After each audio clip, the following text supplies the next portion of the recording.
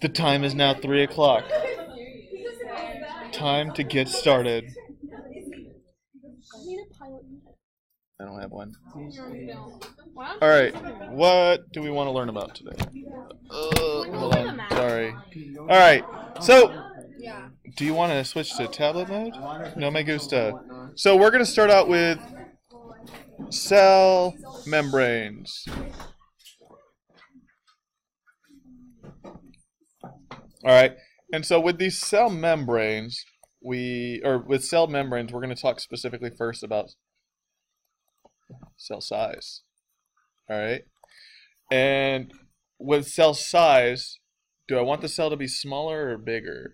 Smaller. Smaller. Alright, so smaller is going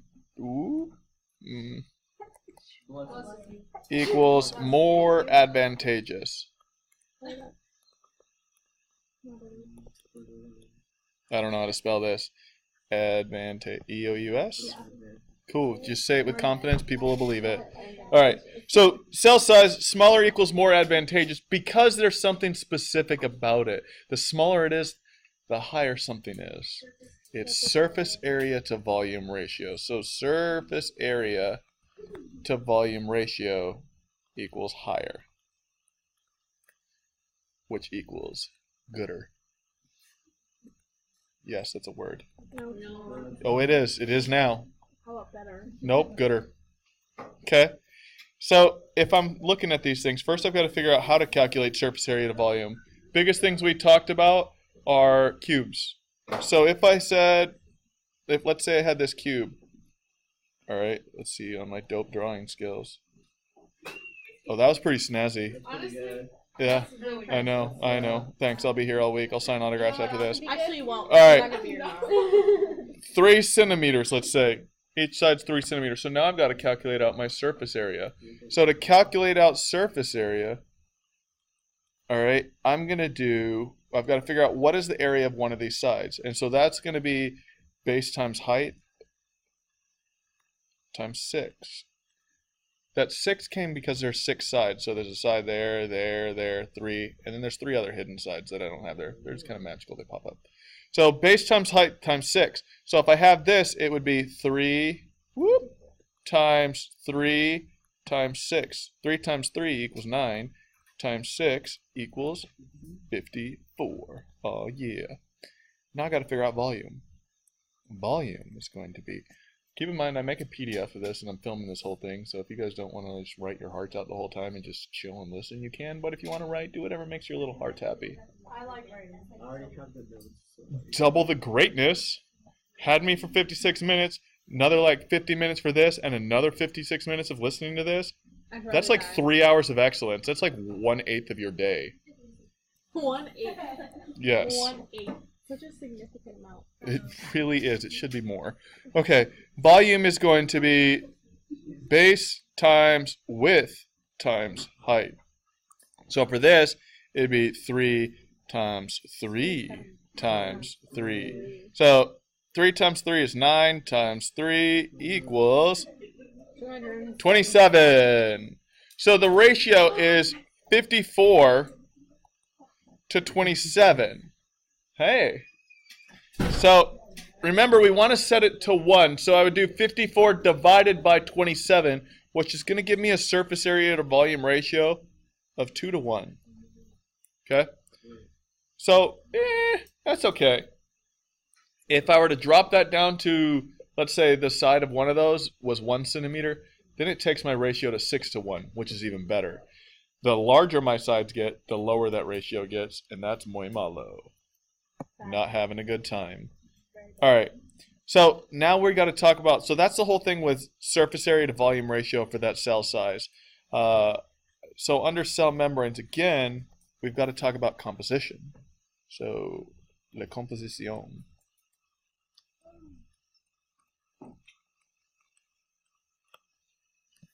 For those of you who aren't linguists, composition mean, what's it made of? All right, what's it composed of? I know, not that you care, but now you know. You should care. Thanks. Glad you do. All right, so the biggest thing that this cell membrane is made of well, not largest, or not physically largest. Most common thing, phospholipids.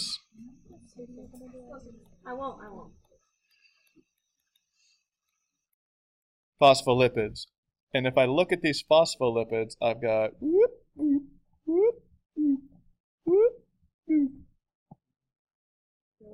yeah. It's like playing an arcade game. Sound effects the whole time. That's what half the party's about.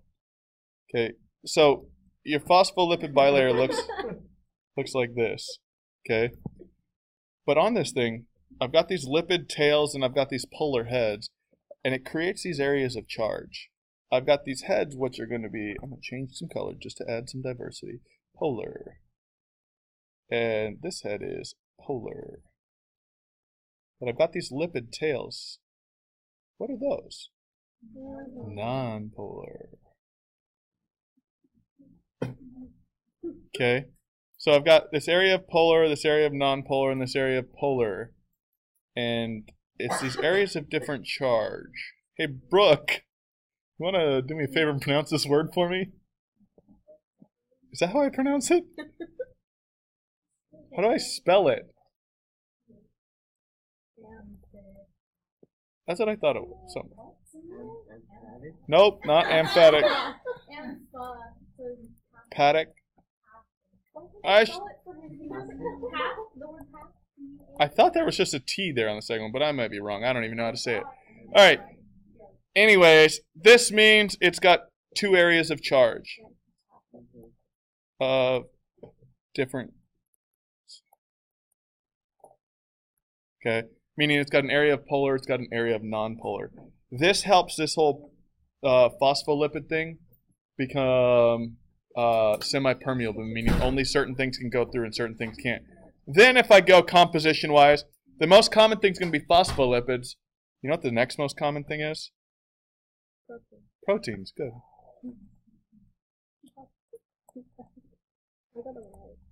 Okay, proteins. So I've got my lipid bilayer. Everything's cool. It's just chilling there, being all fat and stuff. And literally. And I've got these proteins in here. I know. If I could be anything, I'd be a phospholipid bilayer. I'm gonna go with my. I hope those of you who are sitting at home watching this are just enjoying me drawing lipids. Okay. There's a whole lot of awkward quietness as I drew all this. So these are proteins in there, and the biggest thing about these proteins is I've got some different ones. I've got these ones right here that are what's called transmembrane. And that means they're going to go all the way across the membrane. So these transmembrane things, notice, they're going to be the stuff that can move stuff from in to out or out to in because they go all the way across this thing. If this thing is transmembrane, it's got to have a certain quality about it. Okay? Well, it's not going to be a lipid. It's got to have a different quality about it. Look at this right here. Remember how this membrane has these two areas of charges? This goes through this area of polar, this area of polar, this area of nonpolar. This also has to be amphipathic.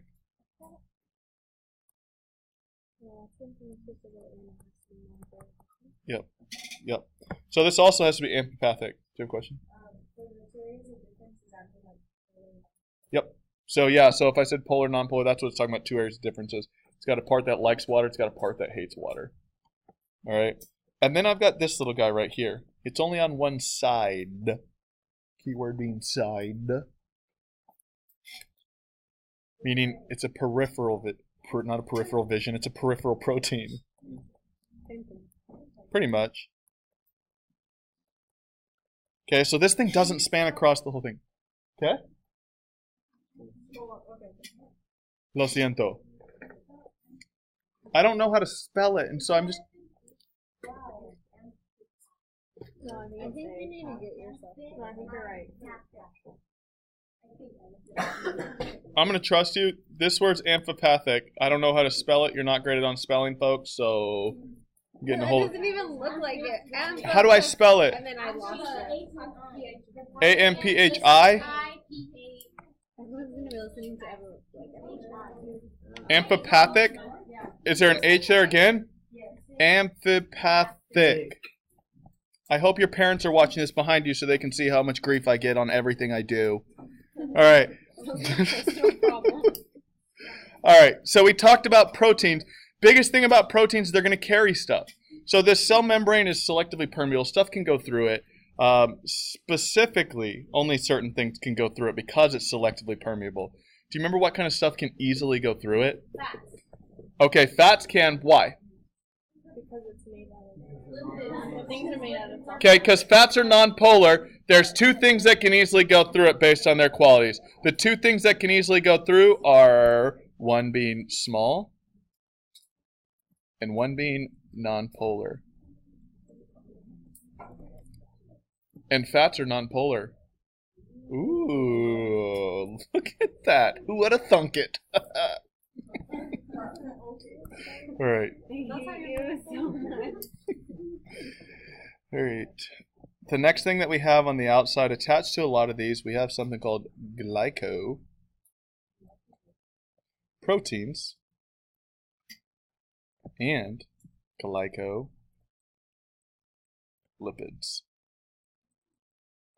Biggest thing these are used for is cell communication.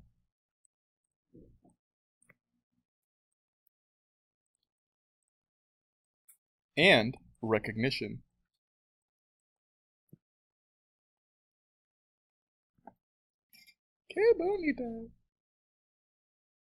Okay, so glycoproteins and glycolipids are going to be used for that. And so what that would be like, if we took this protein right here, and you started seeing something coming off it that had like little stop signs. I don't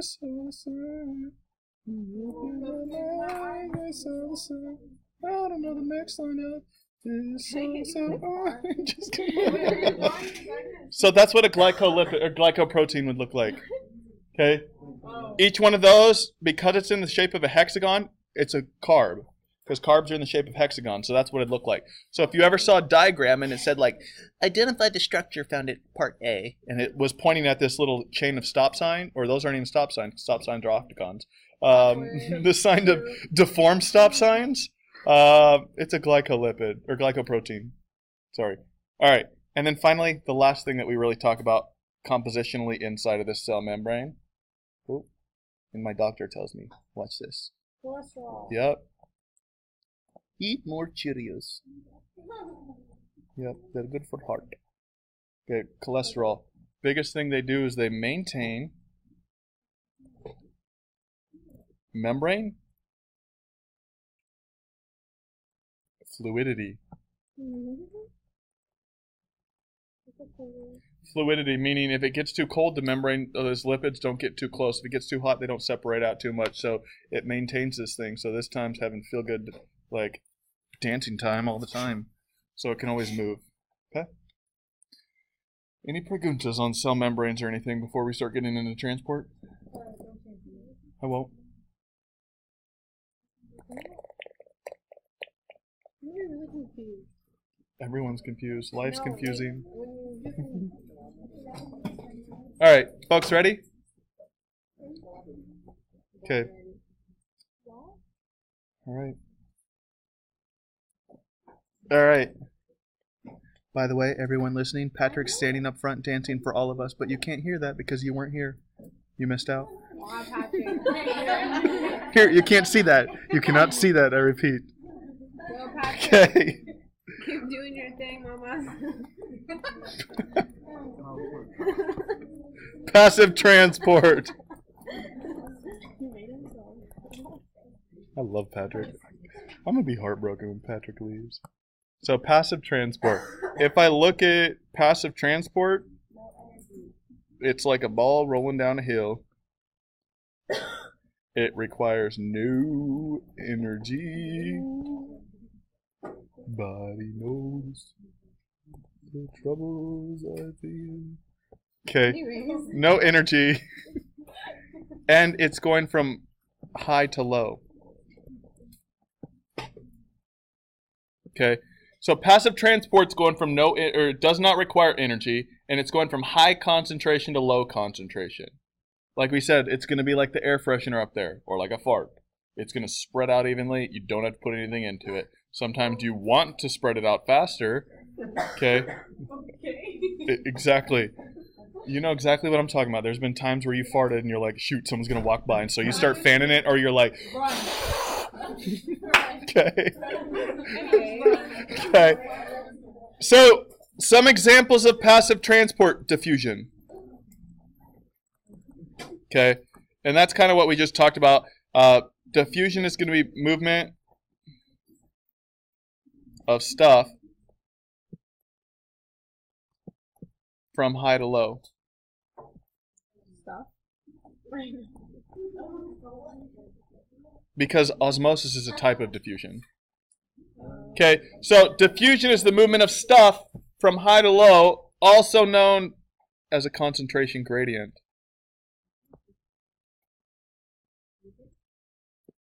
Concentration gradiente.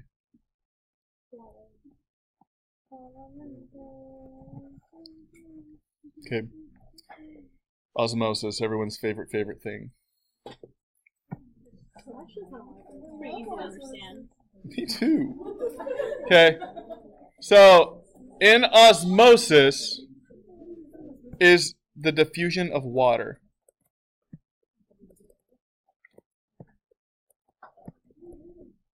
Okay. It's the diffusion of water. And let's say I start looking at this stuff.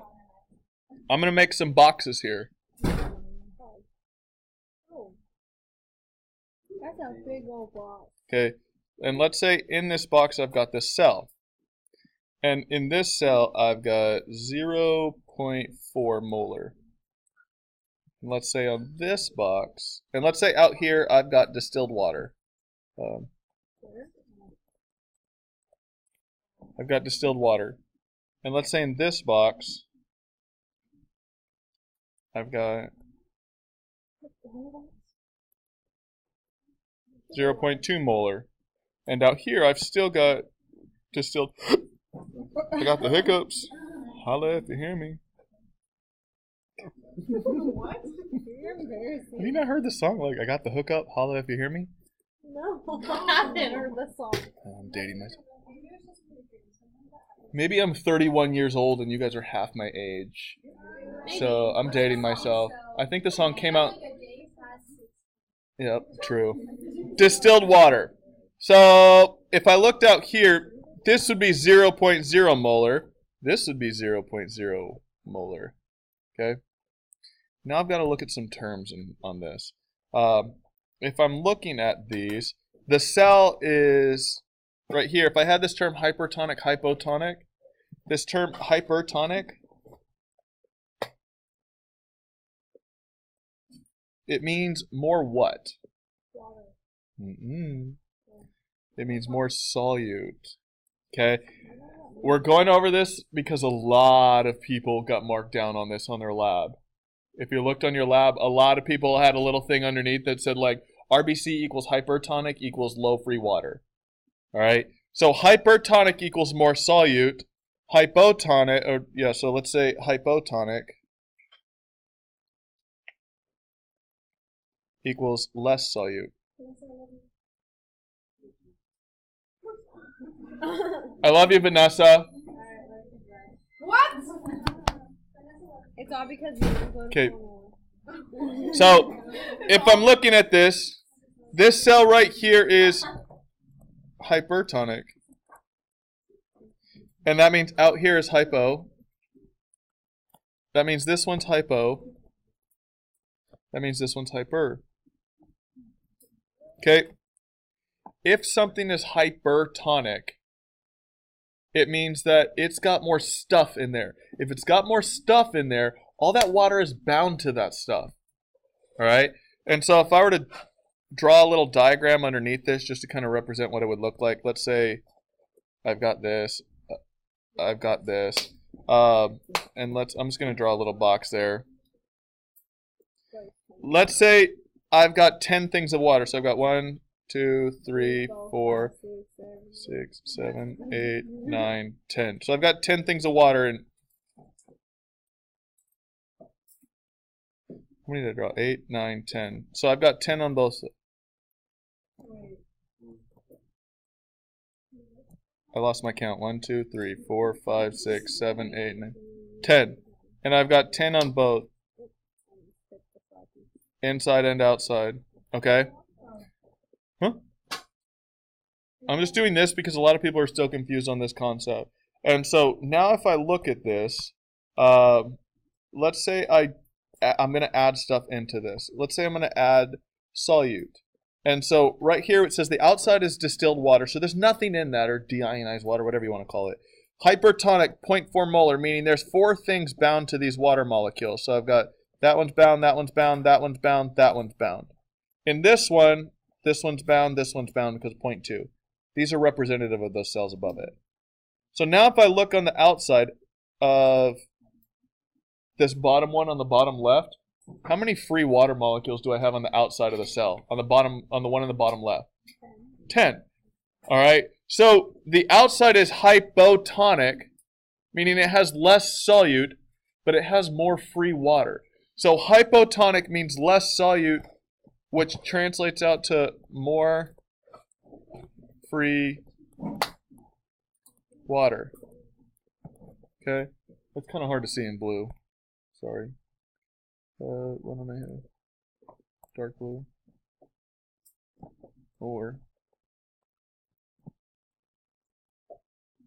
free water. Okay? If it's hypertonic, so like the inside, it's got 6 free water molecules, meaning hypertonic equals more solute. Because there's more solute, there's less free water. Yep. Probably, I think there were very, very, very few people who got a 20 out of, there was maybe 3 people per class who got a 20 out of 20 on the lab. And the biggest reason why is because people put, it goes from hypertonic to hypotonic, meaning it goes from high free water to low free water. Okay, but it goes from hypotonic to hypertonic, because hypo means less solute, more free water. What, you did that? No. Oh, did I say good start? I didn't write the title of the graph. Oh, yeah. A lot. That. And that's a big thing, as I knocked everyone down a point for title of the graph. Not many people forgot the title on their graph today. I did not. I wrote the title of my graph. I said it is going on there. Okay. Two graphs on mine was excellent. Drew a line graph the first time. Okay. All right. So, attaboy. Okay. Anyways, if I looked at these, both of them are in the same concentration of solution. Both of them are in distilled water. Which one's water going to move in faster? Huh? Would water move in? So I'll tell you right now. All right, I'm going to give you this answer. Water will move into both of these. Which one's it going to move into faster? Is it going to move into cell A faster or cell B faster? False. Why? There's more solute. It's more hypertonic. Water's going to flow in there faster. It's a more hypertonic. That cell is more hypertonic than cell B, so water will move into A faster. Okay. If I put them in at the same amount of time, water would move into A faster because there's more of a concentration gradient. Let's say I put 20 people in this room and they wanted to get it, and I just said, all right, cool, bell's going to ring. They'd kind of flow out slowly. If I put 40 people in this room, they're going to move out a lot faster because it's going to be too crowded, and it's like, I don't like this. So they're going to go out faster. All right. So the more concentrated it is, the more hypertonic it is. If I took 2 things and stuck them in the same thing, the most hypertonic one is going to have the most water flow in. All right, and if I took some things in there and I had them hypotonic, the one that's the most hypotonic would lose weight the fastest. So it'd be the opposite. Okay. Now to our favorite thing. I got me some goosebumps over this one. You folks excited? Oh, I'm excited. I lost me some sleep over this. Now, Drea, you gotta go to bed now. Potential. Potential mean you ain't done nothing yet.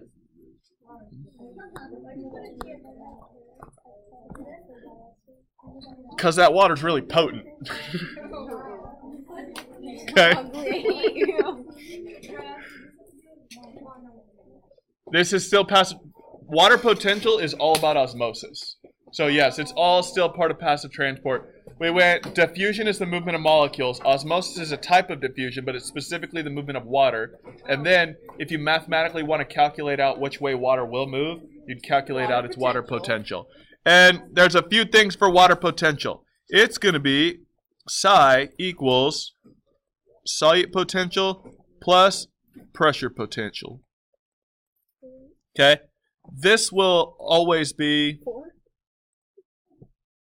it's always negative or 0. This is always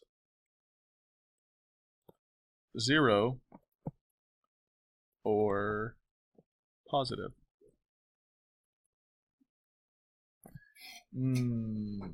As I write this, I realize you have 2 water potential questions tomorrow, and I realize I didn't tell you what the pressure potential was on one of them. It's in an open container. You should write that on the board. If it's in their open container, that means that pressure potential is 0. Oh, well, does it say that on there?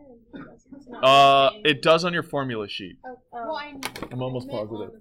No, that's what I'm saying. I forgot that. I forgot to put that on the question. Well, geez. Holy Jiminy I Crickets. had one job. I did. I had one job. All right. Sorry. For folks waiting at home, I'm looking at the formula sheet right now. Gotta check if. It does, actually.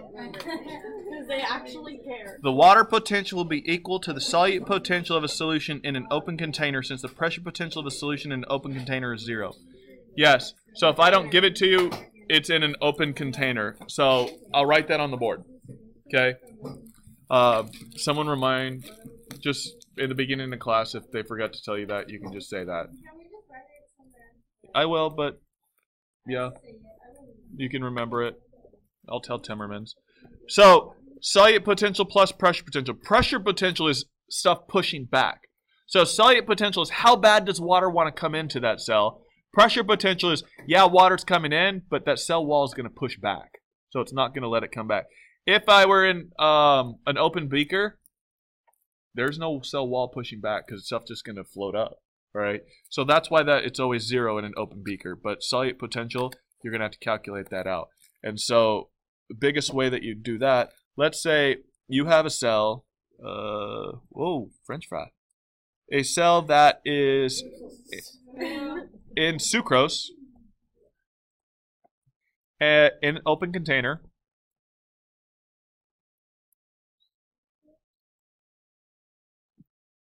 Okay. The concentration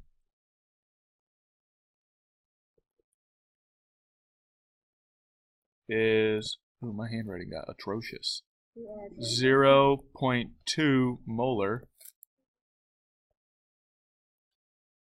Sorry, I'm making this bigger. Okay, 0.2 molar at, let's say, 22 degrees Celsius. Okay, and it says calculate out the pressure or calculate out water potential. Okay, so if it says calculate out water potential, I know that water potential equals solute potential plus pressure potential. And I know for the sake of this, pressure potential equals 0. How did I know that? Open container. Open container. Okay? So it's, wrong one. Not container concentration. It's in an open container, so I know that's 0. So now I need to calculate out that solute potential. And to calculate that out, I've got to do this whole solute concentration equals negative I CRT. Okay? If it's sugar, okay? If it's a sugar, I equals 1. So if it's sucrose, if it's glucose, if it's any of those, I equals 1. If it's salt, I equals 2. Okay? So for this one, what would my I equal? So it would be negative 1. Okay? So we'll do that. Times C, what was my concentration? 0.2. So 0.2 times R, What? 0.0831. You are given that formula, or you're given that number, and then T. 22? No. False. No. You have to convert it to Kelvin. Plus 273. So it's going to be 22 plus 273 equals 295.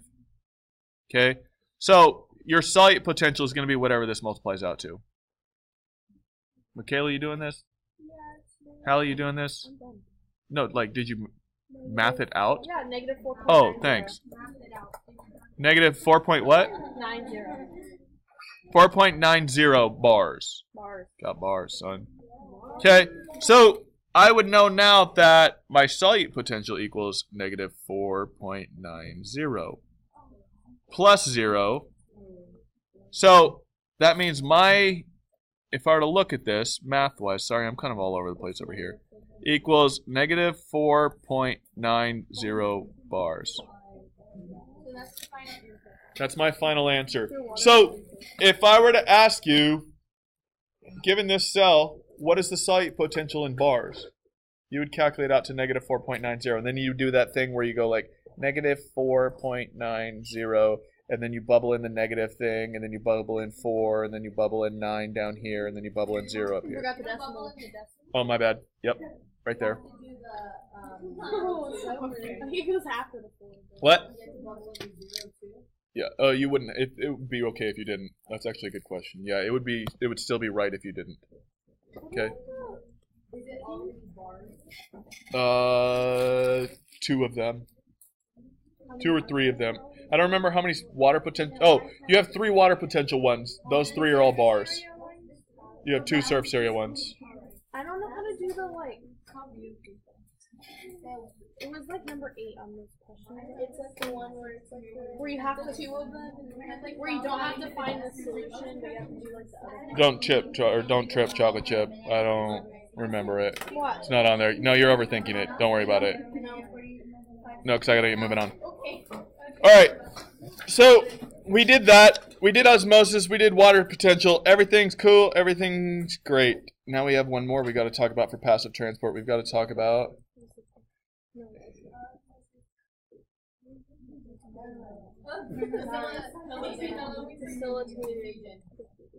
Facilitated diffusion. Okay. So facilitated diffusion means it's got to get help. And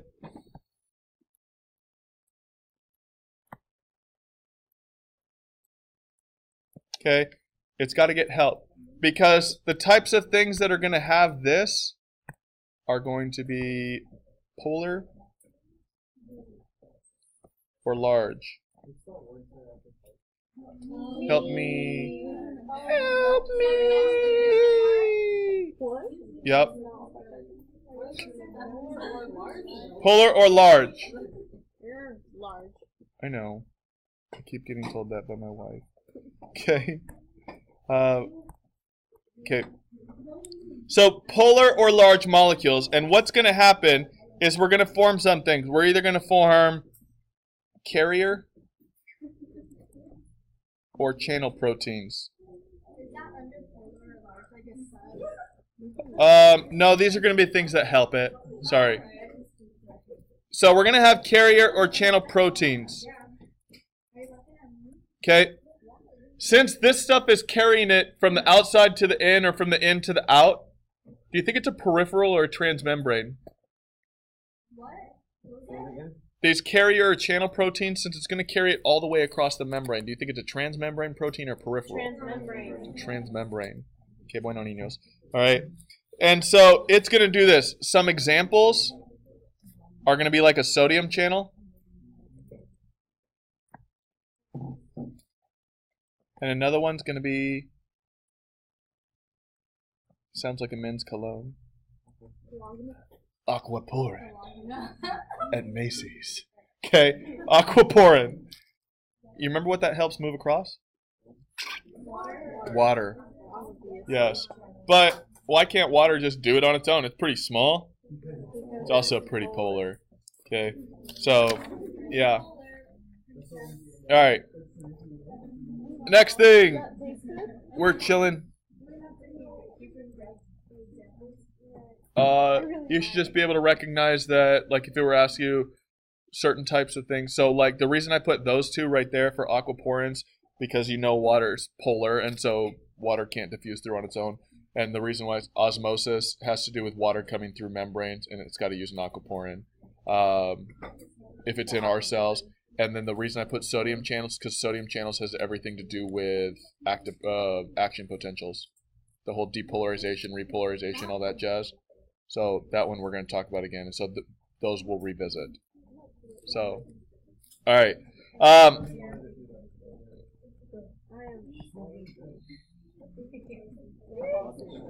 Active transport. Okay. Biggest things we're going to have with this is, if I look at it, it's the opposite. I got the ball, and the ball's going up the hill.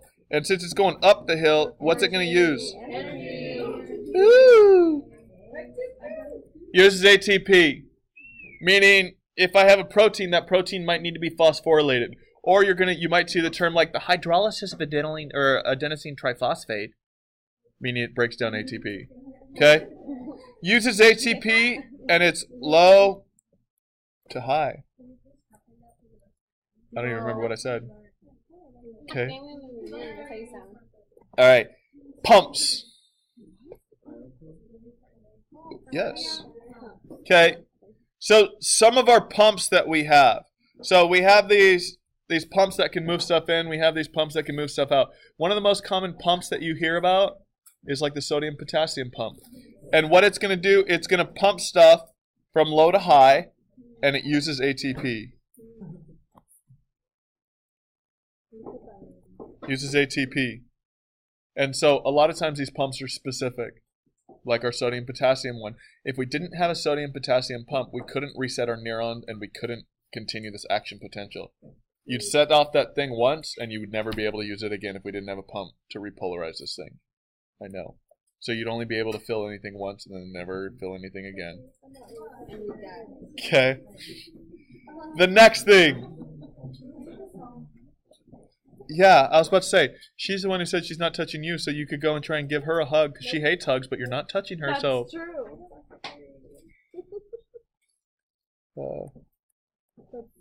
Endocytosis. Which way is stuff moving? In. Okay, that's endo. So, there's two big types of this. There's penocytosis. Okay, which is cell drinking. And then we have phagocytosis.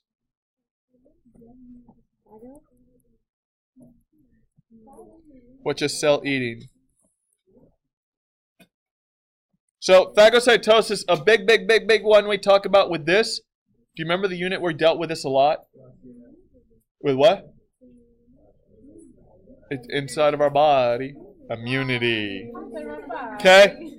So when we engulf stuff, so like our immune system, so certain white blood cells. Okay? White blood cells. So they're going to engulf this thing. And there's a certain organelle that tends to go hand in hand with this. A lysosome. Go eat it all up. Nom, nom, nom, nom, nom. Okay? So the lysosome's going to pair up with this thing. Alright? And then we also have something called... Hello? Bulletin request. Well, not a request. It's just letting me know about it. Exocytosis. Where's exocytosis sending stuff? Out. Okay, so anytime I've got to export stuff. So pumps, endocytosis, exocytosis, all types of active transport. Okay? Any questions on this movement of stuff before we talk to cell signaling? White blood cells do this, and then they pair up with lysosomes. You ladies have a great time at soccer.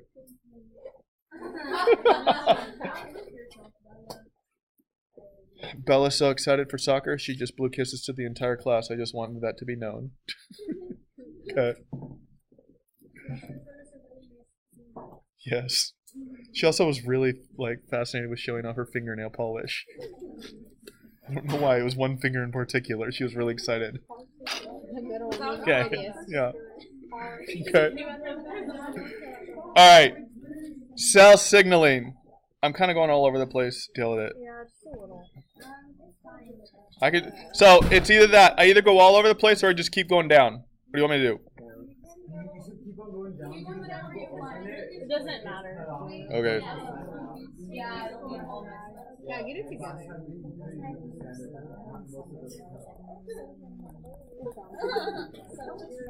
Cell signaling. And so there's three big types that we kind of talk about as far as how far cells stuff has to go and everything.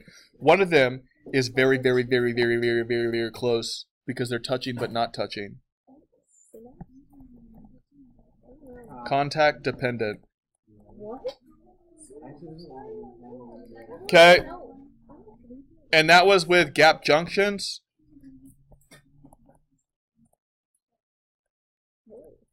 And plasmodesmata.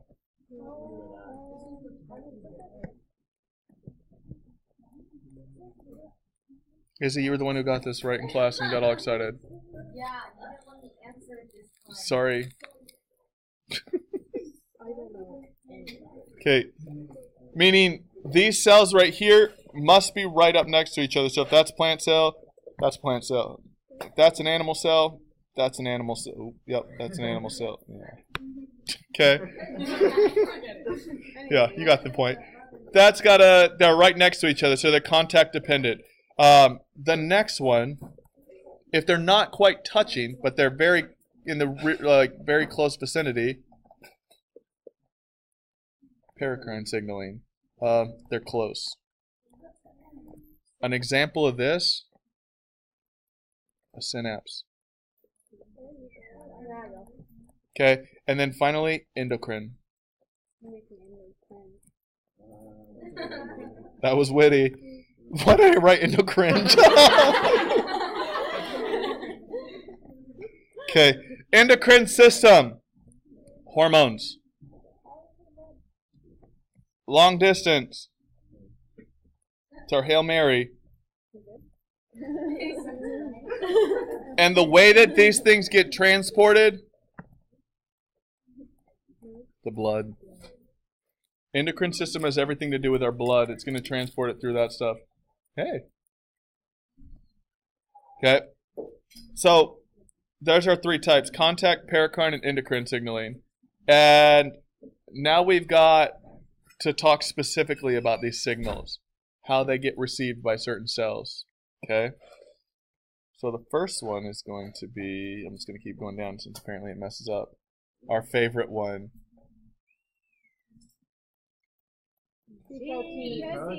G protein. This is my protein. I own it. Okay. The very first thing. Do you remember how this whole process gets started? Ligand binds to a what? A receptor. A receptor. Wait, isn't this signal transduction? Yes, which is a type of communication. These are all three types of signal transduction, but the biggest one, G protein receptors. So, yes, this is all types of signal transduction, which is going to be cell sending signals or cell signaling. Okay, ligand binds to receptor. Oh, yeah. Do you remember what happens next? Doesn't it change the Uh-huh. conformation change? Yep.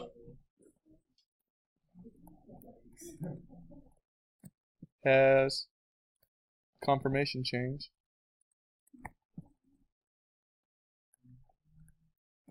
Change. Meaning it changed its shape. Number 3, because of that change, something left and something came in. GDP is out. GTP is in. One's guanosine diphosphate, one's guanosine triphosphate. So because it's got 3 phosphates, it's got more energy available for it. Isn't that phosphorylation? No, you just need it's structurally. So you have adenine, guanine, cytosine, thymine. It's very, very similar to that. So guanosine and adenine, they're both purines, and we'll learn that when we start learning about DNA. Because I always remember, that's pure, like you're snorting a line of cocaine. Guanine and adenine are purines. Hey, I know that's bad. I've never done coke. I can gladly say that, and I never plan to do it. And neither should any of you. Either. Yes, none of you should ever, ever, ever do that. But that's a stupid way to remember things. God, that's pure. You laugh now, but I promise you, freshman bio or sophomore bio, I'm going to get an email and be like, hey, I got at least one right on my test. Can't say anything about the rest of it. But, okay. All right. GDP is out. GTP is in. What then called is G protein breaks off.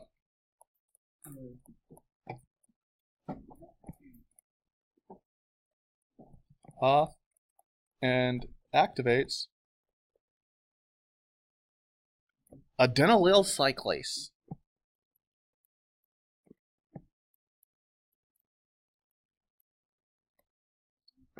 Adenylyl cyclase. And by activating this, it does something. It phosphorylates something. Our secondary messenger. Yep. Cyclic AMP or cyclic AMP or CAMP is phosphorylated. Yep. E. Phos. All right. And what this then does is activates kinases.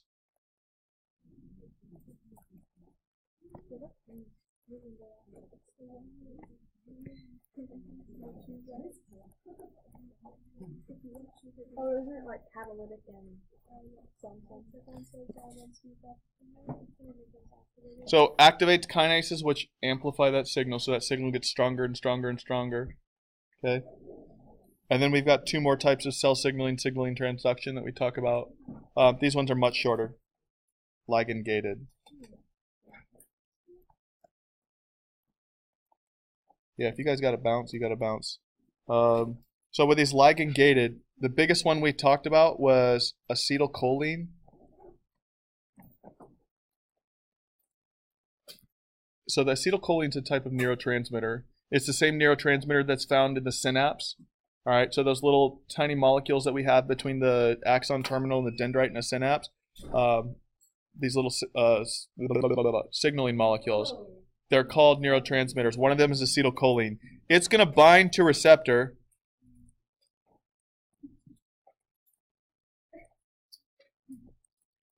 And it's going to open the channel.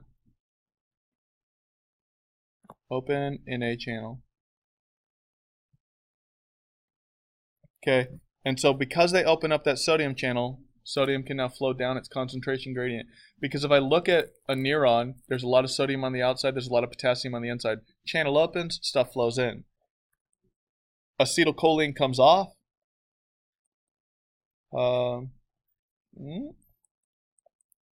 Okay. Unbinds. What do you think happens to the channel? Closed channel. Okay. Closed channel. You can catch the rest of this online. Remember, like and subscribe. Turn off notifications. Okay. He said like and subscribe. Did he? I don't even know what that means. Okay. Cool. And our last one, RTKs. Which is receptor tyrosine kinases. So, how this whole thing gets started. So, on their own, these tyrosine kinases are chilling, just floating around solo. Like they live that solo life, that bachelor life. But when growth factor binds,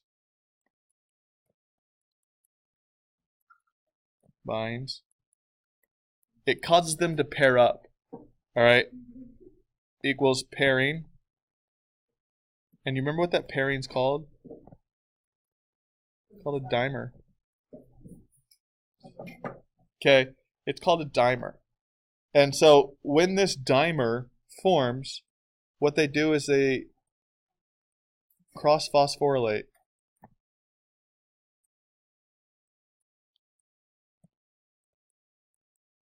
Cross-phosphorylation occurs, which activates and activation of kinases.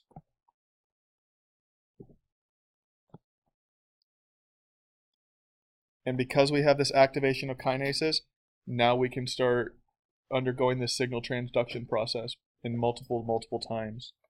Okay, so they bind together. Acetylcholine causes them to bind together, activates all these kinases, and now it elicits this signal transduction pathway. Okay? Cool beans. Oh no, we've got nervous system and then feedback. I'm not really even going to go into invasive species because it's kind of common sense. Okay? How you guys doing? Any questions real quick? It's fair game. Okay, nervous system.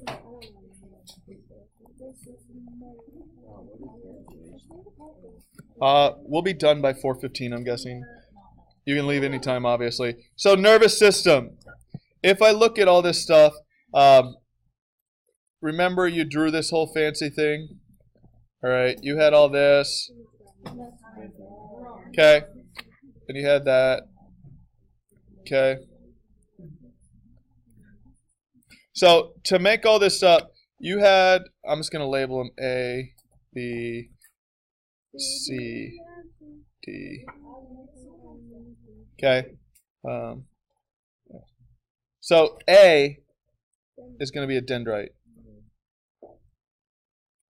That dendrite's going to receive the signal. So that signal coming in, it starts right there. A lot of times if you saw a synapse, that dendrite's going to be the one that's on the right-hand side. It's sometimes known as the postsynaptic membrane because that's where it starts at. B is going to be the cell body. That cell body contains a lot of the important stuff. It also contains the nucleus. So it's in there. C, axon. Whoop. What the? Mother Jones. Why is my computer tweaking? There we go. That was just ugly. I know. Axon. So that's going to carry this signal away from the cell body towards the axon terminals. All right. On that axon, I've got a couple other subparts. I'm just going to label them E and F. E would be what's called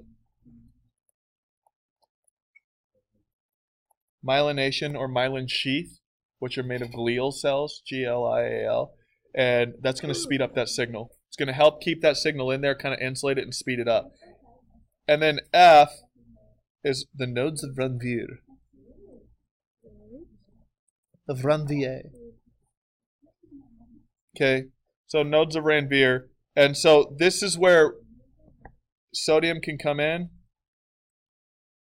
and potassium can go out. So we can have this whole action potential taking place at this nodes of Ranvier.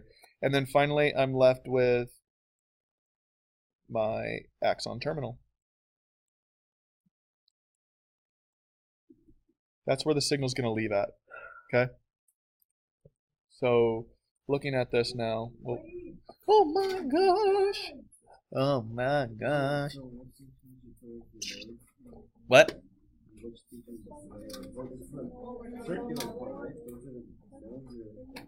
Yeah, the E's, those are going to be the nodes are the gaps between the circular parts. The E, that's going to be my Schwann cells or myelination. All right. So,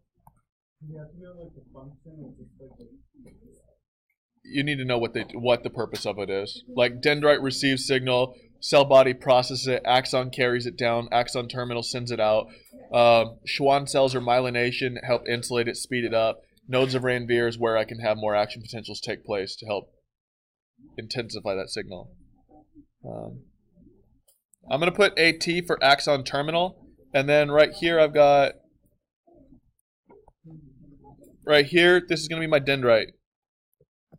And so what I was talking about is we've got these little things right here. These are receptors. Okay? And coming out of this axon terminal, I'm going to send these little things. These things right here are neurotransmitters.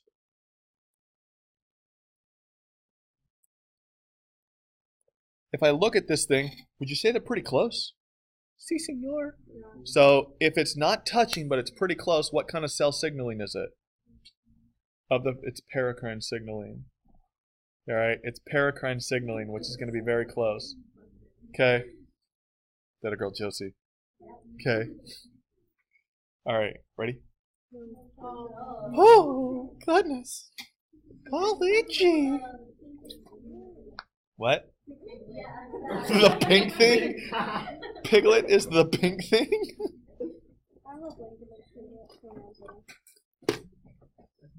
I'm a piglet. All right. Am I good, Ninos? Holy moly cannoli. Ooh, cannoli sound good. Holy guacamole. And I like it even better when they make the brand as holy. There's guacamole that's the brand as holy. All right. So, okay. Looking at this whole, if I were to look at it, let's say here's my axon. So on a very, very, very, very, very close level, I've got sodium on the outside, sodium on the outside, sodium on the outside, sodium on the... He's a nice guy. His name's Sal. All right. Potassium on the inside. Not Sal Goodman. He's not from Breaking Bad. This is a very, very, very zoomed in picture of an axon.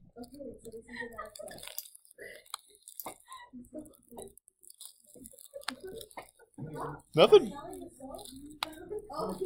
That's what they've been doing for a whole hour. They've been passing that bottle around and they each take like 5 sniffs of it and then pass it to the next person. There's nothing wrong with that. You do it with Lysol. All right. Actually, I want to... Action potential. Okay. If I were to look at this graph, this would be millivolts. This would be time.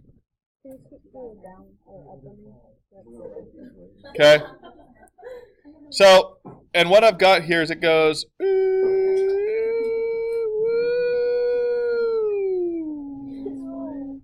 Okay. Look like this. And I've got this...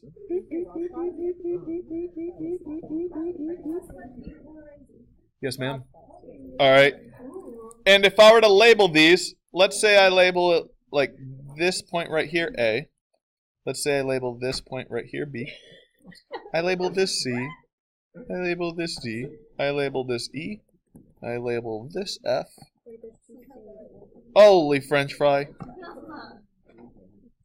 Now that looks like a Disney D or an O. Everything.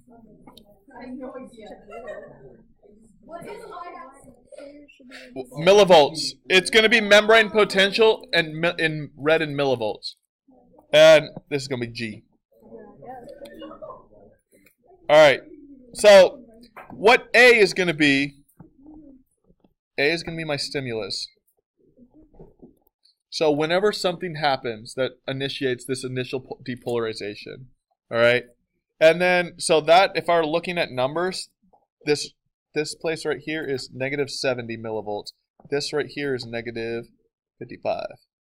55. Okay. So A is my stimulus. B, and so slight depolarization is going to take place between A and B.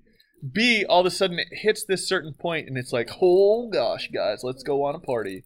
Do you remember what that's called? Threshold.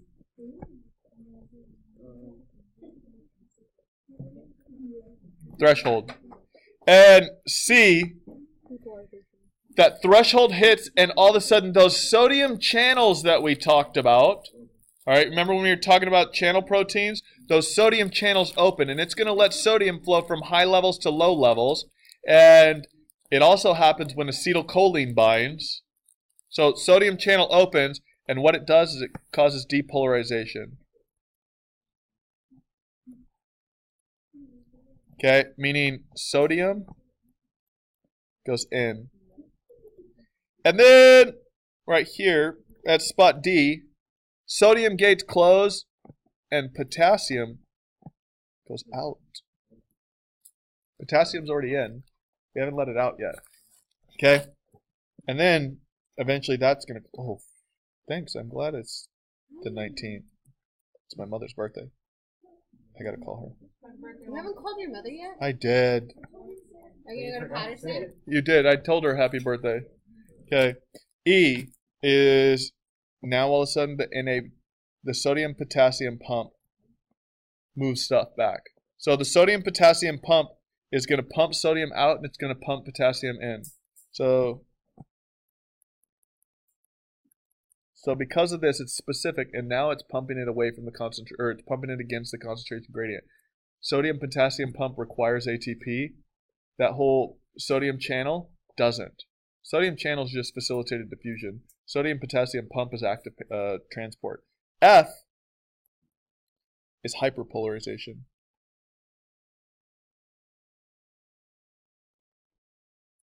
That means no matter what, no matter how hard the stimulus is, we cannot send another action potential. So no action potential. I'm just going to put AP. Okay. And then finally, G, it's my resting potential.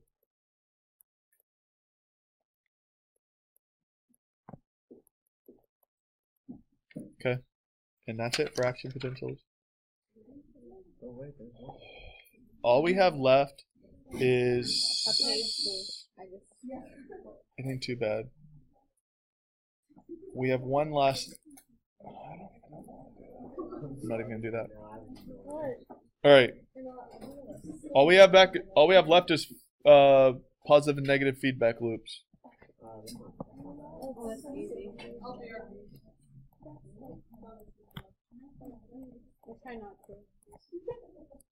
Like 2 sentences. There's 2 types of feedback loops. There's negative feedback.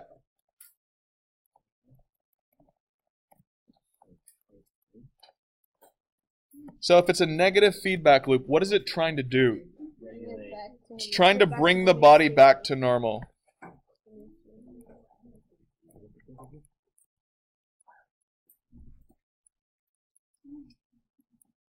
Alright, such as too hot / cold, or blood sugar's too high. Literally the only sentence left is positive feedback and what it is. That's all you're missing. So don't worry about it. You're good. Have a good day. Alright, and then positive feedback.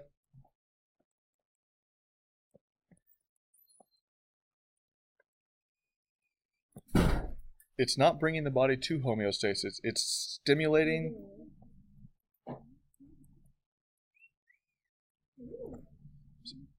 So it's going to stimulate something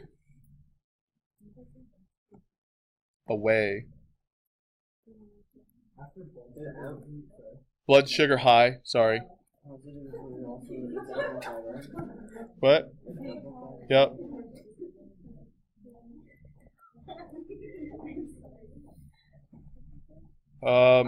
Example.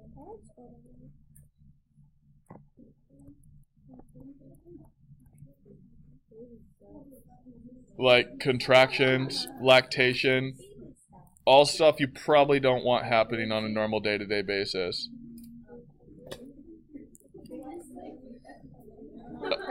That's what I was saying. You don't want to start lactating when you're like driving to work and not like feeding a baby. Or you don't want to start lactating in the middle of your football game. Yes. So, yeah, or in the middle of a job interview. Okay. So, on that note.